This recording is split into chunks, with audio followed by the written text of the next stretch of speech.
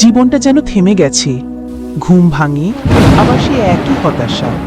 চারপাশে সবাই এগিয়ে যাচ্ছে, শুধু তুমিই রয়ে গেছো পেছনে। বন্ধুরা সামনে চলে গেছে, পরিবারও আর আগের মতো বিশ্বাস করে না। নিজেকে একটা বোঝা মনে হয়।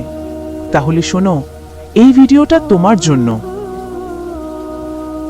হ্যাঁ, আমাদের সবার জীবনেই এমন সময় আসে যখন প্রেমে ব্যর্থতা, পড়াশোনায় ব্যর্থতা, চাকরির বেকারত্ব, সবকিছু মিলিয়ে মনে হয় জীবনের দরজা বন্ধ।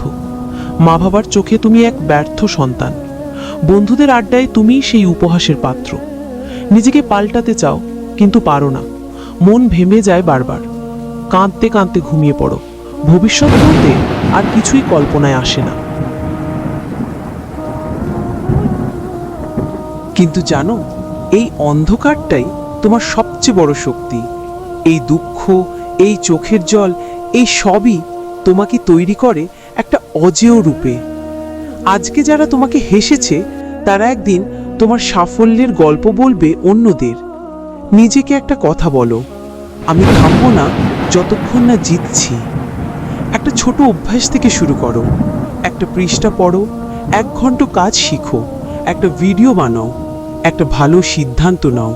তুমি হাঁটতে আসোনি, তুমি ঘুরে দাঁড়াতে এসেছো। ভালোবাসা আসবেই যদি তুমি নিজেকে ভালোবাসো। সাফল্য আসবেই যদি তুমি ধৈর্য রাখো। তুমি যদি একবার সিদ্ধান্ত নিতে পারো, আমি অন্য সবার মতো হাল ছাড়বো না, তবে তুমি এমন এক জায়গায় পৌঁছাবে যেখানে অন্যরা শুধু কল্পনা করে। তোমার গল্পটা এখনই শুরু হচ্ছে।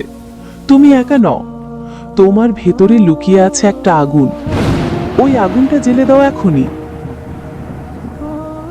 যদি এই কথাগুলো এক ফোঁটা সাহস যোগায়, তাহলে একটা সাবস্ক্রাইব করো, কারণ আমি ঠিক এমনই সাহসের কথাই প্রতিদিন বলি। কমেন্টে লিখে জানাও তুমি কোথা থেকে ঘুরে দাঁড়াতে চাও। এই পৃথিবী তোমার জন্যই তৈরি। আজকে শুরু করো, কালকে ইতিহাস করো।